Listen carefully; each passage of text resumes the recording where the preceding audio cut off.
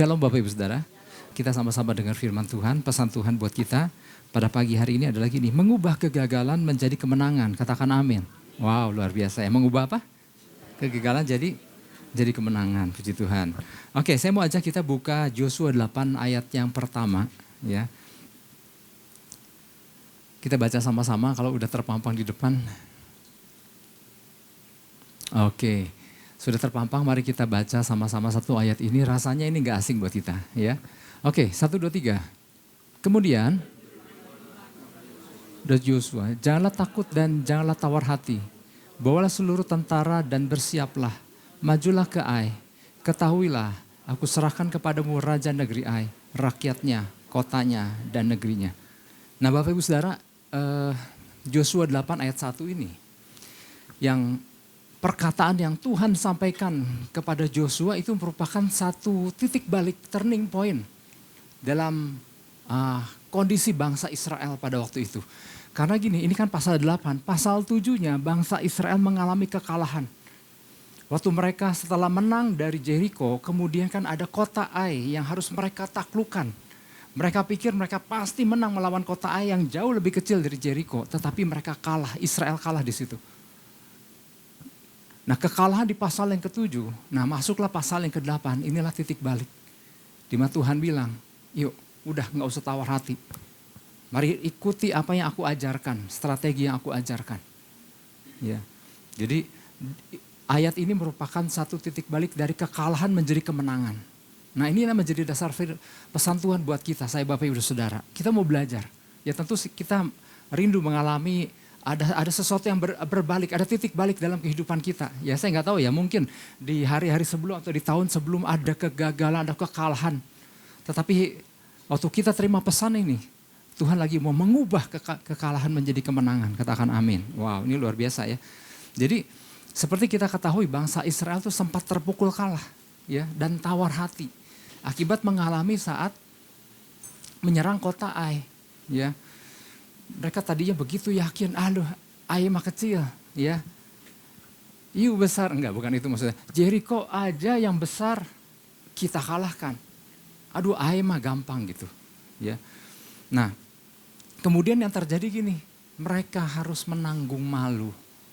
Dan bukan cuma menanggung malu, mereka harus menanggung kekalahan. 36 pasukan, 36 prajurit kalah buat bangsa Israel. Jangankan 36, satu tewas saja, satu kekalahan ini 36. Karena kita tahu kan, satu prajurit Israel itu setara dengan 1000 orang. Jadi kalahnya 36 pasukan itu kekalahan besar buat bangsa Israel. Dan kita sering bahas ini, apa penyebab kekalahan? Yang pertama mereka menganggap remeh kota Ai.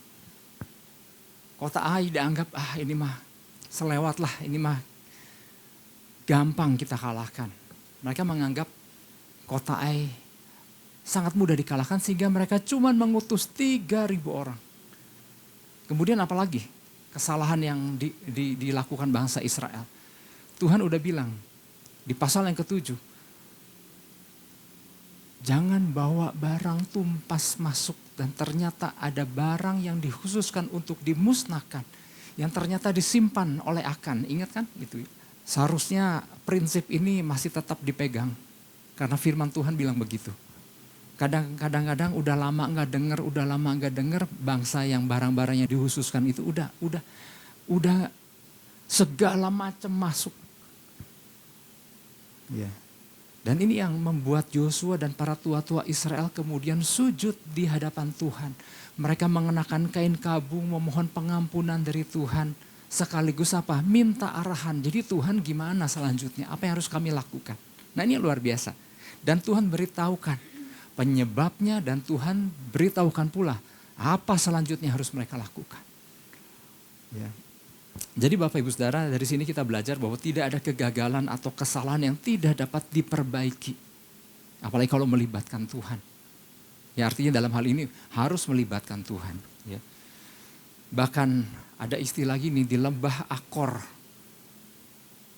berubah menjadi lembah yang namanya Akor itu lembah kesulitan menjadi lembah yang penuh harapan dan kemenangan. Kalau kita baca di pasal yang ke-7, lembah Akor itu adalah tempat di mana Akan dan keluarganya dirajam sampai mati oleh batu, dilempari bangsa Israel, kemudian dikuburlah, ditumpuk batu-batu di situ, di tempat Akan dan keluarganya tewas. Dan itulah dikatakan, itu dilakukan di lembah Akor. Akor artinya kesulitan. Ada istilah dari lembah kesulitan menjadi lembah yang penuh harapan dan kemenangan. Ya. Jadi masalahnya bukan ada pada Tuhan. Masalahnya bukan ada di pihak Tuhan. Tapi masalahnya apakah kita umat Tuhan mau berada di pihaknya Tuhan atau enggak. Bapak Ibu Saudara, seorang hamba Tuhan dari Inggris, ya, namanya F.W. Robertson. Dia bilang begini, hidup itu bagaikan perang dengan serangkaian kesalahan demi kesalahan. Dan orang percaya terbaik atau jenderal terbaik sekalipun bukanlah orang yang paling sedikit membuat kesalahan. Tetapi orang yang terbaik adalah orang yang memenangkan kemenangan paling gemilang dengan memperbaiki kesalahan. Jadi bukan artinya orang yang hebat itu nggak pernah salah, tetapi orang yang menyadari bahwa kesalahan itu harus diperbaiki. Ya. Kadang-kadang ada orang yang hidup dari kesalahan yang sama dengan kesalahan yang sama terus menerus. Kesalahannya sih cuma satu, itu lagi, tapi itu yang gak pernah dirubah. Jadi jangan bangga dengan punya sedikit kesalahan, tapi banggalah kalau tahu ada kesalahan dan kita rubah kesalahan itu. Nah intinya adalah gini, lupakan kesalahan, susun kemenangan. Ya. Oke, Bapak Ibu Saudara, jadi di bagian kitab Yosua ini, ketika Yosua mengizinkan Tuhan mengatur kemenangan dari kesalahan yang mereka pernah lakukan, maka mereka mulai melihat adanya kemenangan. Waktu mereka datang sama Tuhan, Tuhan jadi mesti bagaimana? Nah waktu mereka mulai melibatkan Tuhan, datang sama Tuhan, di situ mereka mulai melihat kemenangan. Ya. Hal yang sama juga berlaku buat kita. Waktu kita mengizinkan Tuhan, waktu kita datang sama Tuhan dan mengizinkan Tuhan untuk mengatur kemenangan dari banyak kesalahan yang mungkin pernah kita alami ya, atau kegagalan yang kita alami, maka waktu kita datang sama Tuhan, kita mulai melihat adanya kemenangan. Katakan amin. Ya. Itulah sebabnya pesan Tuhan ini Tuhan berikan, mengubah kekalahan menjadi kemenangan. Nah ini jadi pesan Tuhan buat kita. Tuhan pada waktu menyampaikan pesannya ini menarik Bapak Ibu. Saya cukup perlu waktu ya. Jadi kalau Tuhan menyampaikan pesan tentang hal-hal yang kayak minggu lalu gigih gitu ya. Itu dapat pesannya juga agak mudah. Waktu kemarin saya datang sama Tuhan, itu pun bukan sesuatu yang mudah. Sampai akhirnya dapat pesan, itu pun dalam bahasa Yunani. Ya dia pikir saya bisa Yunani kali ya. Pernah belajar gitu. Tetapi waktu Tuhan nyampaikan bahasa Yunani, apa ini? Udah mah dapatnya lumayan lama, dapatnya Yunani saya cari tahu. Oh ternyata gini. Ya. Kemenangan artinya Tuhan akan memberikan kemenangan kepada kita. Katakan amin. Saya dalam hati gini, mau ngasih kemenangan aja kok susah amat sih gitu ya. Tapi artinya gini, dari sini kita dapat belajar sesuatu bahwa untuk mengetahui apa yang Tuhan mau lakukan dalam kita, kita perlu cari tahu. Jangan mudah, udahlah kayaknya mah gak dapat lah kali ini gitu. Oh enggak. Sampai dapat pun dan kemudian cari tahu apa sih ini maksudnya. Akhirnya Tuhan mau gini, usahalah, masa gak mau usaha sama sekali gitu. Nah pesan ini diberikan Tuhan kepada kita di awal tahun, ini masih bulan Januari. Di Januari 2025, artinya gini, apapun kekalahan, ya saya nggak tahu kan, apapun kekalahan, apapun kegagalan yang kita mungkin sempat alami atau pernah alami di tahun sebelumnya, kini Tuhan akan rubah dan membawanya kepada kemenangan.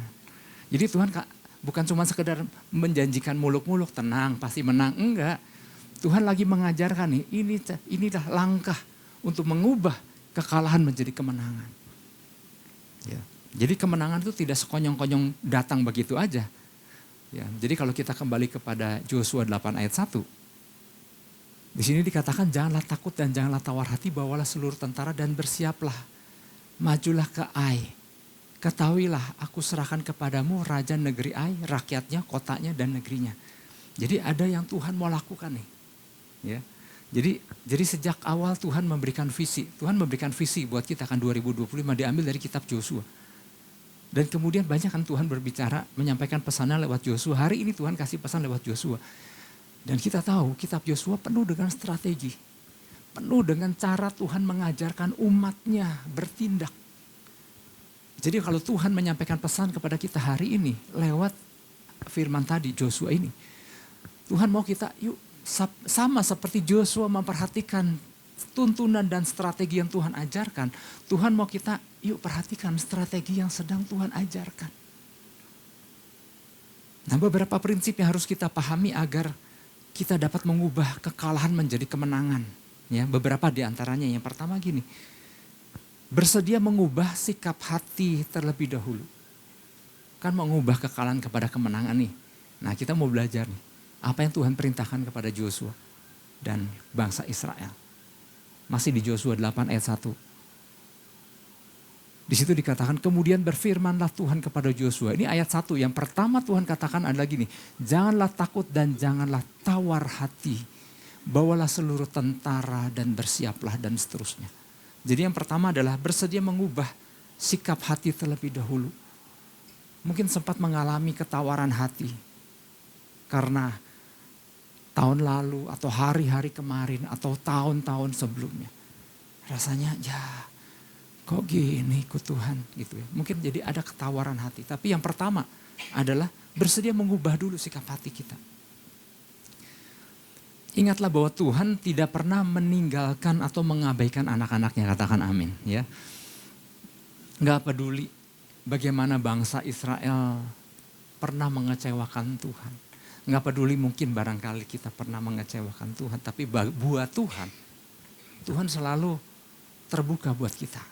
Ya, Tuhan nggak pernah kecewa. Yuk, kata Tuhan, yuk kali ini maju lagi. Lalu sebab itu jangan sampai kita memutuskan untuk menjauh dari Tuhan. Bukankah gak sedikit orang percaya Bapak Ibu Saudara, ketika mengalami kekalahan, demi kekalahan, kegagalan, kemudian akhirnya gini, dekat sama Tuhan juga percuma gitu. Karena dia pikir dekat sama Tuhan.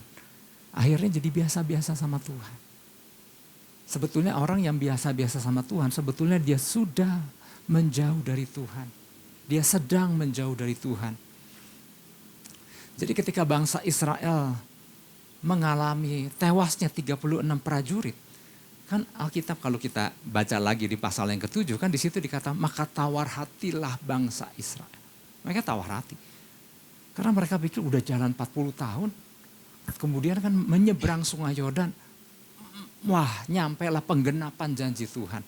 Tapi kan ternyata ada kota Jeriko yang harus dihadapi. Dengan kemenangan Jeriko semakin pede lah mereka. Apalah Ai artinya. Tapi kemudian mereka kalah di situ. Mereka tawar hati, ya kok kalah. Ya. Jadi bangsa Israel tidak siap dengan kekalahan yang mereka alami. Mereka merasa dengan menangnya atas Yeriko maka harus pula menang dengan Ai. Padahal kita tahu kan mereka menang atas Yeriko, kenapa? Karena mereka mengikuti strategi yang Tuhan ajarkan sama Yosua kan. Dari tembok itu 1 hari 1 kali. Pada hari yang ke-7 dari 7 kali. Itu kan strategi yang Tuhan ajarkan. Nah habis menang lewat atas Jeriko, dia gak nanya lagi gitu. Tapi waktu mereka memutuskan untuk datang, ya waktu Yosua dan para tua-tua Israel memutuskan untuk datang dan memilih untuk tetap berada di pihak Tuhan. Mereka sempat kaget dan tawar hati kan, tapi mereka kemudian memutuskan enggak, yuk kita datang lagi sama Tuhan. Waktu mereka memutuskan untuk datang dan memilih untuk tetap berada di pihak Tuhan, maka lihat bagaimana selanjutnya Tuhan mengatur pertempuran buat mereka. Ya, Tuhan panggil, yuk jangan takut, jangan gentar, jangan tawar hati, bawalah seluruh tentara bersamamu. Ya. Saya ingin mengatakan begini, bahwa mungkin ada di antara kita yang masih yang belum mengalami kemenangan di tahun-tahun kemarin, di hari-hari kemarin. Dan kemudian mulai berpikir negatif sama Tuhan. Ya janjinya sih wah, dari tahun ke tahun sih bagus. Tapi kenyataannya mah sama-sama aja. Itu sebetulnya tuh udah tawar hati kalau orang berpikir mengatakan seperti itu. Coba aja lah lihat tahun ini. Ya kali aja jadi lebih baik. Itu sebetulnya ada sikap hati yang gak terlalu percaya-percaya amat sama Tuhan. Bekas apa? Bekas kekalahan demi kekalahan. Ya coba aja lah. Menang syukur, gak menang juga, ada tahun lalu juga begitu. Gitu ya. Sama kan. Joshua sempat ngalami ini kan. Waktu mereka kalah dari Ai. Joshua kan sempat protes sama Tuhan. Tuhan, kenapa engkau nyuruh kami bangsa Israel ini nyebrang sungai Yordan? Kalau cuma nyebrang sungai Yordan kemudian kami kalah. Lebih baik kami gak nyebrang. Oh itu perkataan yang sangat negatif itu. Sempat keluar dari mulut Joshua. Kenapa dia terpukul kan? Ya kalah atas Ai. Mendingan gak nyebrang sama sekali. Nah Bapak Ibu Saudara. Ingat kitab Amsal bilang apa? Amsal 24 ayat 10. Di situ dikatakan, jika engkau tawar hati pada masa kesesakan, maka apa? Maka kecillah kekuatanmu. Ya, Amsal 24 ayat 10. Kadang tanpa disadari Bapak Ibu Saudara, sikap tawar hati apabila enggak kita selesaikan, maka itu akan berdampak pada hal-hal yang lain, berdampak kepada sektor-sektor yang lain. Sebenarnya tawar hati adalah gini, kecewa sama Tuhan cuman gak berani ngomong kecewa. Akibatnya berdampak kepada banyak hal. Waktu dengar firman Tuhan, waktu dengar pesan Tuhan, ada di hati kecil seperti ada suara yang berkata, masa iya sih, benar gitu ya. Nah ini kan akhirnya gak terjadi apa-apa sama orang yang memiliki sikap hati yang seperti itu. Ya. Akhirnya gairah di dalam melayani pun akhirnya melayani itu cuma sebagai udahlah kewajiban aja lah gitu. Kemudian intensitas untuk datang sama Tuhan pun sudah tidak seperti sebelumnya lagi. Ya. Percuma datang sama Tuhan juga kalau cuma begini-begini aja tidak terjadi perubahan. Emang Anda pikir datang sama Tuhan kemudian Anda akan dapat berkat? Datang sama Tuhan tuh kita lagi membangun iman. Kadang-kadang gini, ada orang percaya yang punya prinsip yang gak kurang tepat. Dia pikir datang sama Tuhan tuh supaya Tuhan aku udah datang, kasih dong. Itulah iman transaksional. Jadi kalau udah datang kemudian gak terjadi apa-apa, mendingan gak datang. Karena ternyata tanpa disadari ada prinsip-prinsip transaksional sama Tuhan. Tuhan aku udah rajin. Mana sekarang?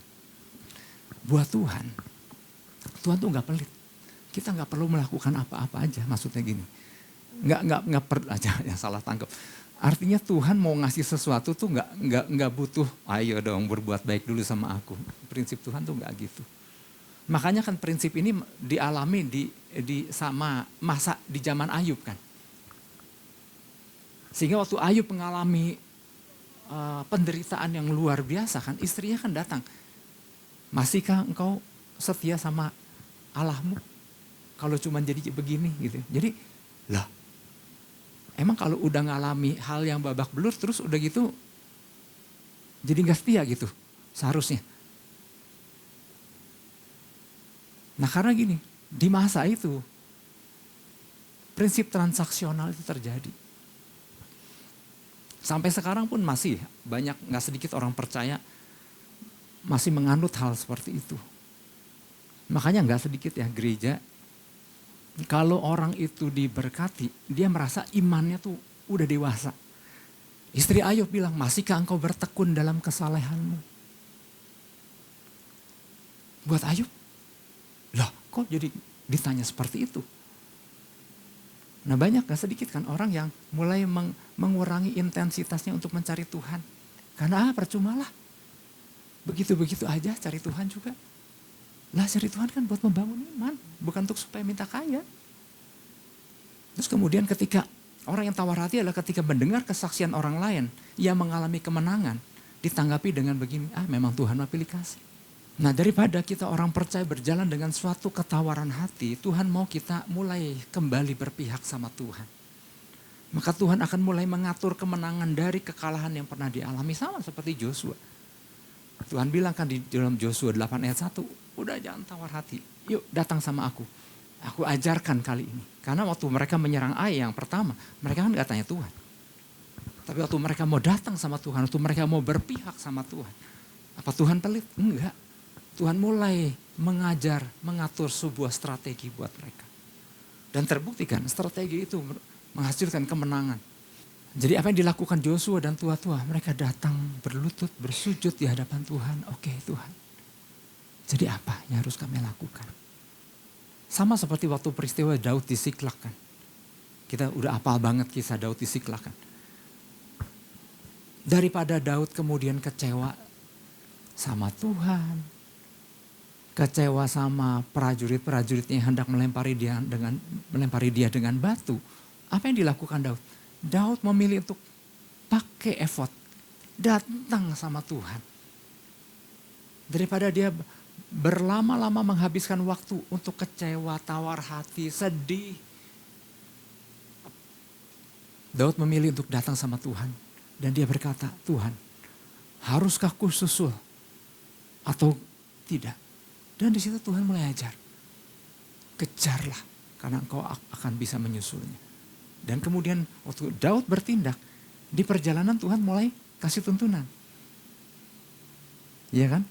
Ada anak buah Amalek yang ditinggal di jalan yang merupakan petunjuk untuk menemukan kemana arah langkah pasukan Amalek yang telah menculik istri, anak dan harta bendanya. Itu terjadi ketika Daud lebih memilih untuk datang sama Tuhan. Daripada membiarkan hatinya terus sedih, marah, kecewa dan lain. Dia lebih memilih untuk datang sama Tuhan. Dari situlah Tuhan mengatur strategi buat Daud. Dan hasilnya kan kita tahu.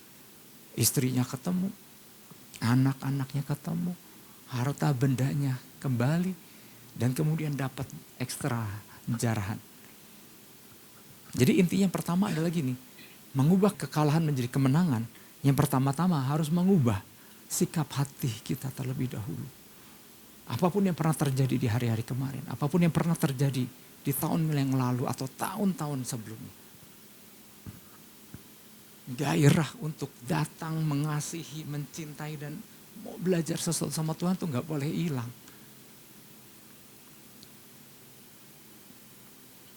Itu yang pertama, bersedia mengubah sikap hati terlebih dahulu. Yang kedua, bersedia mengubah cara bertindak. Kalau ingin mengubah kekalahan menjadi kemenangan, maka yang kedua adalah bersedia mengubah cara bertindak. Tadi sikap hati ya, yang kedua sekarang yang kedua cara bertindak. Kita buka Joshua 8 ayat 2 dan 3.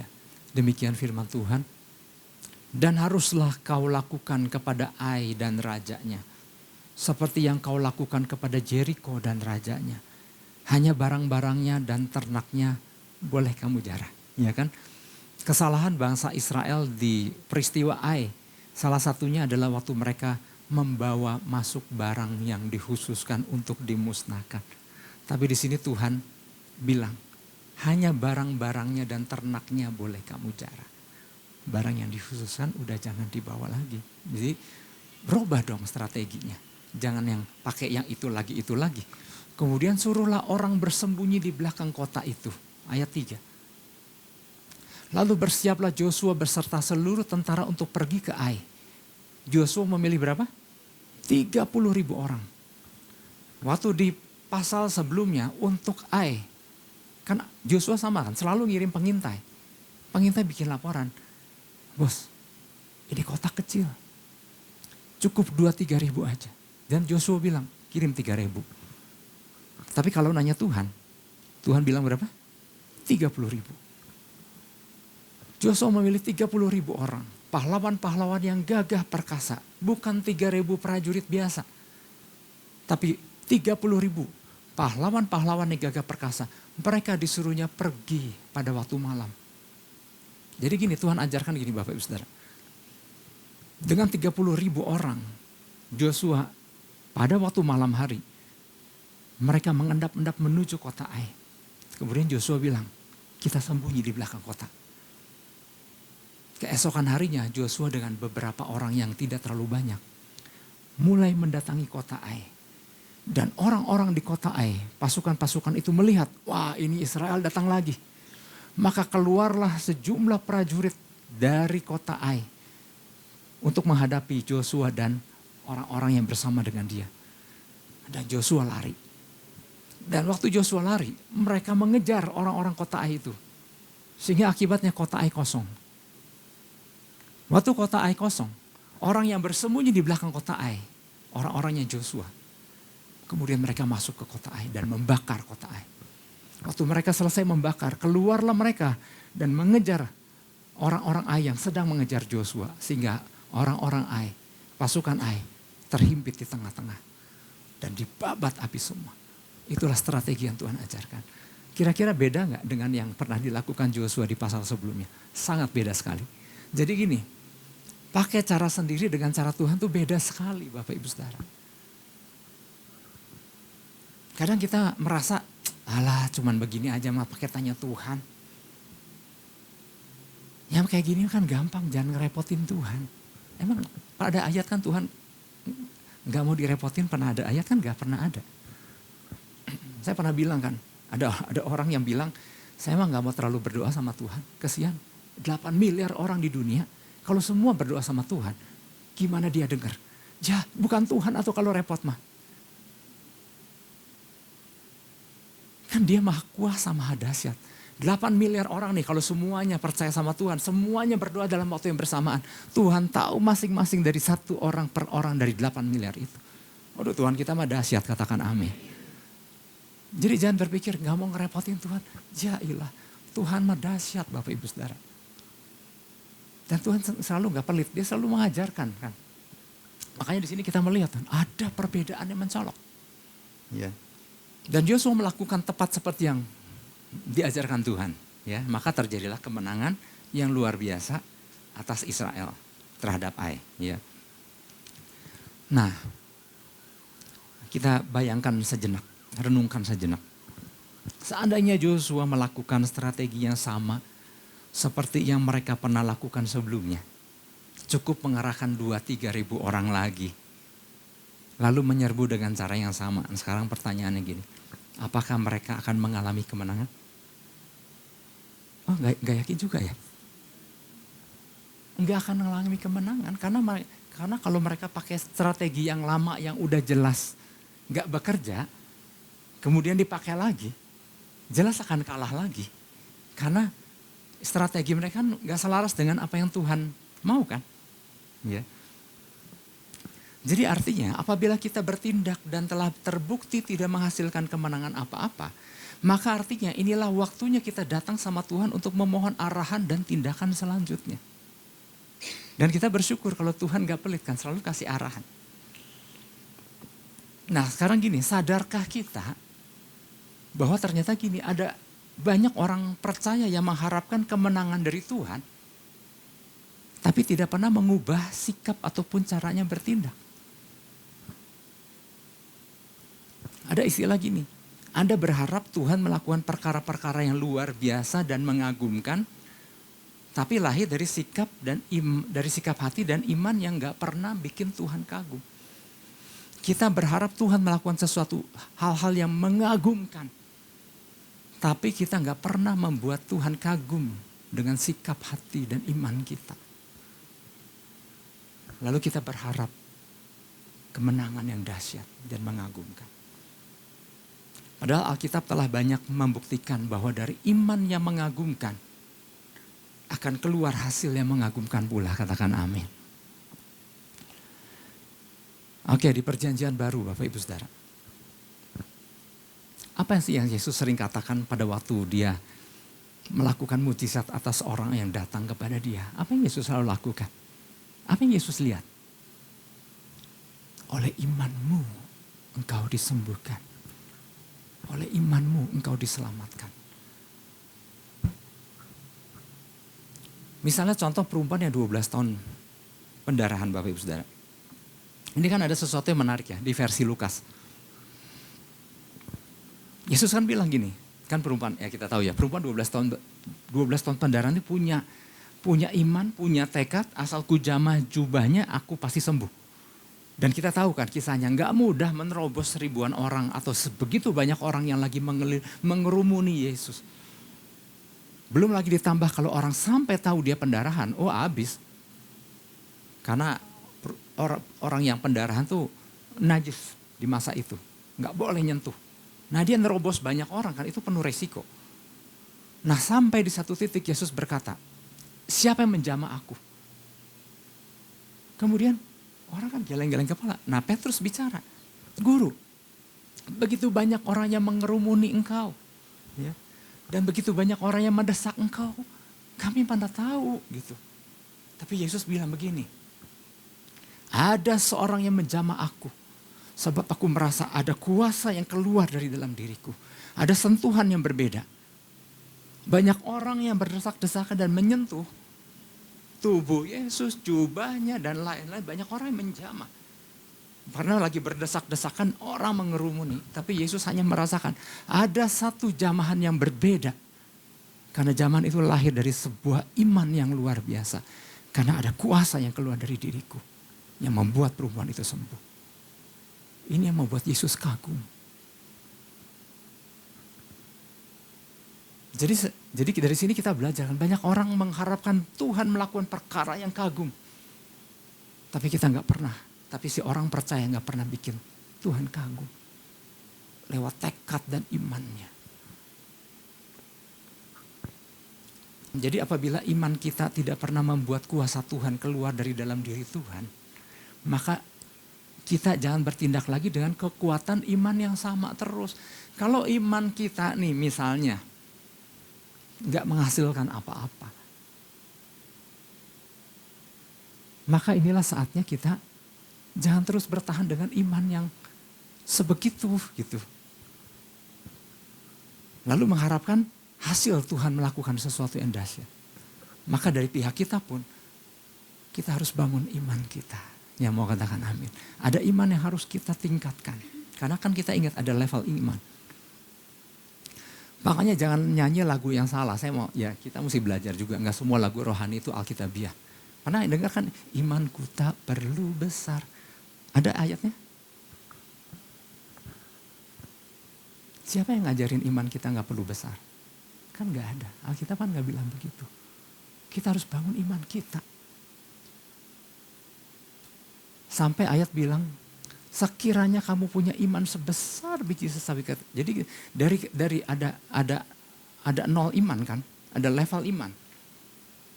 Kalau itu dibangun, kalau sampai punya iman sebesar biji sesawi aja, maka udah bisa melakukan sesuatu. Tapi bukan tujuan kita mempunyai iman hanya cukup sebesar biji sesawi. Sekiranya punya iman sebesar biji sesawi. Artinya ketika ada pertumbuhan iman. Tapi yang targetnya bukan sebesar biji sesawi. Iman itu harus dibangun semakin besar. Sampai Tuhan berkata, iman sebesar ini tidak pernah aku jumpai di antara orang Israel sekalipun. Kepada perwira dari Kapernaum. Tuhan kagum dengan iman perwira Kapernaum. Nah inilah saat dimana kita orang percaya nih. Bangun iman kita, bikin Tuhan kagum sama iman kita. Ya mau katakan amin. Tapi seringkali orang percaya lebih suka bikin orang percaya lainnya kagum. Lewat apa? Lewat di media sosial. Lihat nih pelayanan aku. Lihat nih apa yang telah aku lakukan. Lebih sering bikin orang lain kagum. Tapi lupa bikin Tuhan kagum. Dalam peristiwa Joshua harus menaklukkan kota Ai. Ada istilah gini. Belajar untuk tidak mengulang kesalahan yang sama. Ya. Learn not to repeat the same mistakes. Belajar untuk tidak mengulang kesalahan yang sama. Kesalahan yang telah kita lakukan kemarin atau yang pernah kita lakukan tahun lalu. Maka jangan kita lakukan lagi kesalahan yang sama di tahun ini. Jangan lakukan kesalahan yang sama besok. Karena udah jelas kesalahan itu gak menghasilkan apa-apa. Tapi seberapa banyak orang yang betah dengan kesalahan yang sama. Betah dengan sikap yang sama. Tahun lalu nggak pernah cari Tuhan bangun iman. Kemudian mengharapkan Tuhan melakukan sesuatu yang dahsyat. Hari ini melakukan hal yang sama. Minggu depan melakukan hal yang sama. Bulan depan melakukan hal yang sama. Rasanya, dan kemudian mengharapkan mana Tuhan. Untuk Tuhan nggak berkata, mana imanmu? Gitu.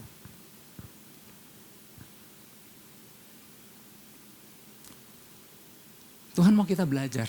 Yuk. Kalau yang strategi kemarin udah gak bekerja, maka seharusnya kita datang sama Tuhan. Tuhan, selanjutnya apa? Ingat pesan Tuhan pernah di bulan-bulan terakhir 2024. Setiap langkah yang kita lakukan harus seperti menaiki anak tangga. Ingat, masih ingat ya? Harus seperti menaiki anak tangga. Jadi artinya, kalau tahun lalu kita mungkin ada di level sekian, bulan demi bulan di tahun lalu sebetulnya udah lebih naik daripada bulan-bulan sebelumnya di 2024, masuk 2025 seharusnya udah lebih naik daripada bulan-bulan di tahun 2024. Makin hari makin naik, bukan turun, menjadi kepala dan bukan menjadi ekor. Ada step demi step yang harus kita semakin naik, semakin naik. Semakin meningkat dan semakin meningkat. Kadang Bapak Ibu Saudara, gak sedikit orang percaya kecewa sama Tuhan dengan alasan yang gak masuk akal. Berharap tahun ini Tuhan melakukan perkara yang besar, namun tidak pernah merubah sikap. Gak pernah ada perubahan terjadi. Kemudian kecewa sama Tuhan, kan lucu. Meskipun musuh, Jeriko sudah dikalahkan. Jangan pernah anggap remeh Ai. Makanya gini, bukannya mengagung-agungkan musuh, tapi musuh kan licik. Ya. Kota Ai yang dianggap remeh sebelumnya, ternyata tetap harus dikalahkan dengan strategi Tuhan. Kita nggak bisa anggap remeh musuh, kali ini mah udah jangan libatkan Tuhan lah. Kita hajar sendiri. Tapi yang Tuhan mau adalah tetap libatkan Tuhan. Ya. Harus ada kerelaan hati untuk mengganti strategi yang udah jelas-jelas gak bekerja. Harus ganti. Tuhan apa nih strateginya sekarang? Jangan pakai, kalau dalam istilah persilatan gini, jangan pakai jurus yang sama terus. Gitu. Kalau musuhnya udah gak mempan pakai jurus itu, maka ganti jurus. Ya. Ada orang yang berharap rumah tangganya pulih. Ada orang-orang yang berharap rumah tangganya, keluarganya dahsyat. Tapi tidak pernah mengubah sikap. Selalu pakai hal yang sama diulang. Tidak pernah terjadi perubahan apa-apa. Kalau 5 tahun yang lalu udah tidak berhasil, kalau 4 tahun yang lalu pakai cara yang sama enggak berhasil, kalau 3 tahun, 2 tahun, 1 tahun yang lalu udah pakai cara yang sama terus gak berhasil. Masa sih tahun ini masih pakai cara yang sama? Gitu. Maka seharusnya Tuhan datang sama Tuhan dan firman-Nya mengatakan apa? Karena kan panduan firman pun banyak. Ya. Lakukan kali ini dengan sikap yang benar. Kemudian lihat hasilnya. Maka percayalah ada sesuatu yang luar biasa. Katakan amin. Ya. Tapi kalau kita terus kekeh. Gue mau pengen cara begini. Percayalah. Udah terbukti kalah. Udah terbukti gak berhasil. Kalau Joshua terus pakai cara yang sama. Waktu melawan Ai. Diulang lagi. Jelas gak akan menang. Tapi Joshua kan gak mau berlama-lama. Begitu kalah sekali dia datang sama Tuhan. Tuhan, jadi apa yang harus aku lakukan? Dan Tuhan ajarkan. Dan kemudian terjadi apa? Kemenangan. Ya, jadi artinya gini, mari jemaat Bapak Ibu Saudara. Mengubah kekalahan menjadi kemenangan ternyata mensyaratkan agar dari pihak kita orang percaya pun harus mengadakan perubahan. Jangan kita terus nyuruh Tuhan berubah. Tuhan berubah dong. Masa sih gak kasih aku kemenangan gitu. Aduh, buat Tuhan mah gampang. Dan biarlah sampai Tuhan berkata, siapa yang menjamah jubahku?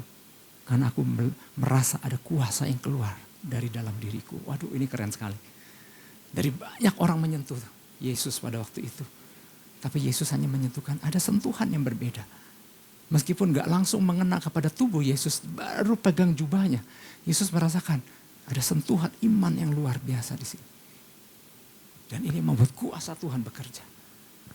Nah mari Bapak Ibu Saudara, di bulan Januari ini dan selanjutnya, bikin sentuhan yang buat Tuhan berkata, siapa yang nyentuh aku? Karena ada kuasa yang keluar dari diriku. Ya mau katakan amin. Ada sesuatu yang berbeda. Jangan Tuhan berkata, siapa sih yang megang-megang aku sama melulu nih? Nggak buat aku terkagum gitu ya. Nah itu kan malu kalau kita dibilang gitu. Tapi biar Tuhan bikin Tuhan kagum. Katakan amin. Kita beri tepuk tangan buat Tuhan Yesus.